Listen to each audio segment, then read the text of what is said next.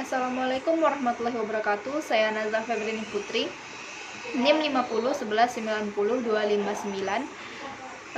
Saya kelas 2H dan saya salah satu mahasiswi UIN Sultan Taha Saifuddin Jambi dengan prodi Ekonomi Syariah. Baiklah, saya akan menjawab 3 pertanyaan yang telah Bapak Z Haryanto berikan.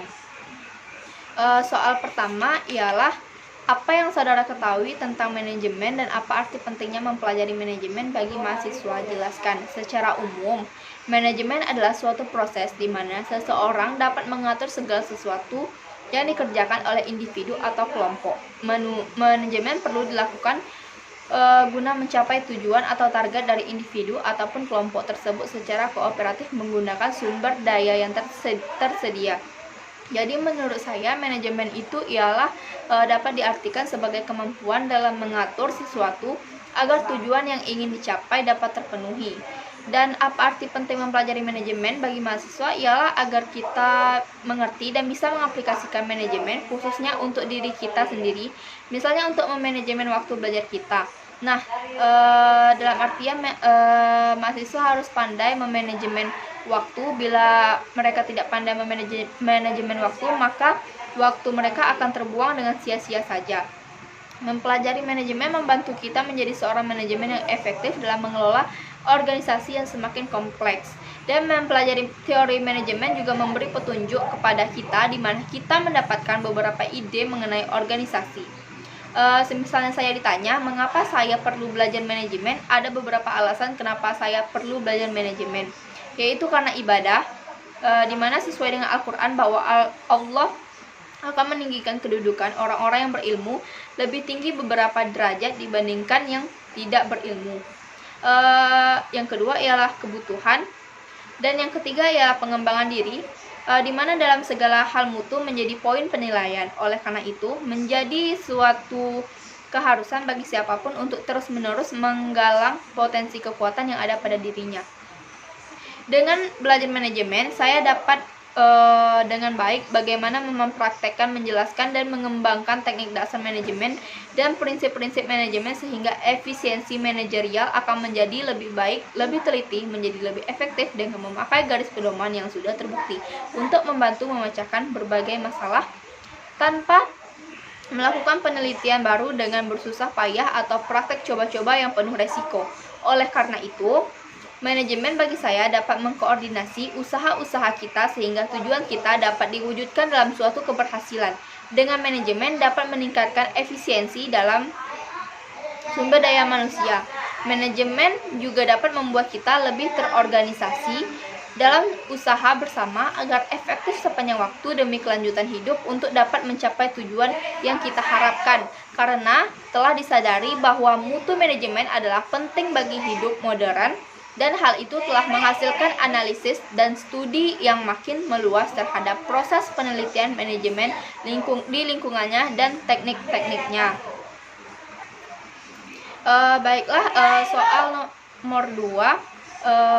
Andaikan Anda adalah seorang pengusaha yang akan mendirikan sebuah perusahaan, jelaskan tahapan tujuan perusahaan mulai top manajemen hingga low manajemen dan jelaskan arti pentingnya manajer dalam suatu organisasi secara umum. Baiklah, di sini andaikan saya seorang pengusaha dan saya akan mendirikan sebuah perusahaan, saya akan mengambil tahapan pertama yaitu top manajemen, di mana mengatur arah dan visi perusahaan dan menentukan keputusan, di mana top manajemen ini bertugas melakukan perencanaan strategis serta kebijakan-kebijakan terkait pengambilan keputusan. Dan tahapan yang kedua ialah ada middle management, ya, di mana menerima perintah dari top manajemen dan meneruskan arahan pada low management, di mana middle management ini bertugas untuk melakukan perencanaan taktis dan pengambilan keputusan. Dan tahapan yang ketiga ialah ada low management, di mana di sini low management ini ialah melakukan proses produksi, menghasilkan produk, dan low management ini bertugas dalam perencanaan, pengawasan operasi, dan pengambilan keputusan.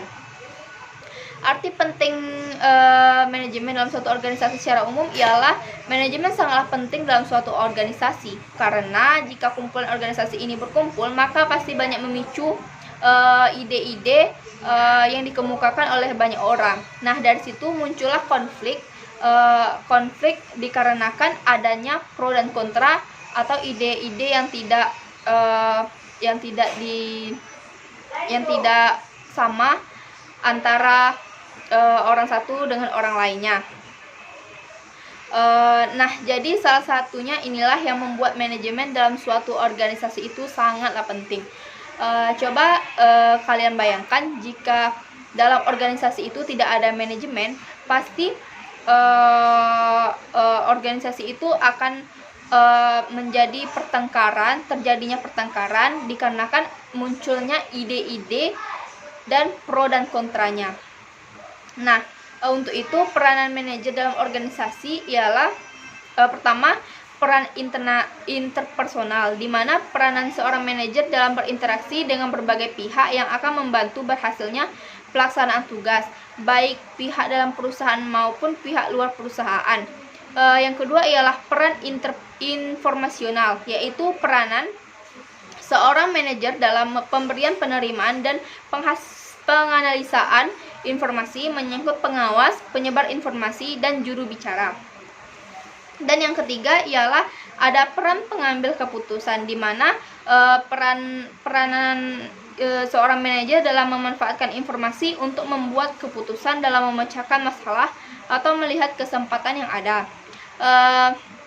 Baiklah, di sini soal nomor 3. Jika Anda sebagai seorang manajer sebuah perusahaan atau profit oriented, langkah dan strategi apa yang saudara ambil dalam menjalankan dan mengamankan usaha dimaksud di masa pandemi COVID-19 saat ini? Baiklah, jika saya seorang manajer dan mempunyai sebuah perusahaan, maka langkah yang saya ambil untuk saat ini ialah pertama tuh penyemprotan disinfektan dan penyediaan hand sanitizer. Di sini berguna untuk mencegah penyebaran virus. Dan yang kedua ialah mengisolasi dan memantau karyawan yang pulang dari perjalanan dinas, di mana prosedur ini wajib dilakukan terutama apabila karyawan baru pulang dari perjalanan dinas luar negeri ataupun luar kota yang merupakan wilayah penyebaran COVID-19. Isolasi mandiri wajib dilakukan minimal 14 hari untuk mengetahui apakah seseorang itu terjangkit virus ataukah tidak. Dan yang ketiga ialah penggunaan detektor suhu, yaitu di mana mendeteksi suhu setiap orang atau karyawan yang masuk kantor dengan termogun bisa menjadi langkah pencegah penularan COVID-19. Dan yang keempat ialah ada penerapan social distancing, di mana penerapan ini seperti mengatur jarak atau mengefisienkan layanan agar tidak terjadi antrian. Dan yang kelima ada work from home. Di sini dan strategi yang saya ambil ialah dalam menangani masa sekarang. Strategi yang saya ambil ialah pertama, membuat promosi penjualan yang tepat, seperti cara penjualan yang kreatif, entah membuatnya melalui video bahagiakah atau sedihkah atau gembira, yang lucukah, pokoknya seunik mungkin, atau bisa juga membuat seperti meme. Dan jangan panik dan jangan berhenti menjual, tetap selalu optimis dan selalu manfaatkan media sosial sebagai channel pemasaran. Nah, kepada masyarakat untuk menanggapi COVID-19 ini, tetap di rumah aja, stay safe, bantu pemerintah untuk memutuskan rantai COVID-19 ini. Jangan panik dengan kabar yang banyak beredar di luar. Baiklah, sekian dari penjelasan saya. Lebih dan kurangnya saya mohon maaf, karena yang lebihnya datang dari Allah dan yang salahnya dari saya sendiri. Sekian dari paparan saya, semoga bermanfaat untuk teman-teman semua. Jangan lupa di like, subscribe, and comment, dan share ke teman-teman kalian semua. Sekian, terima kasih.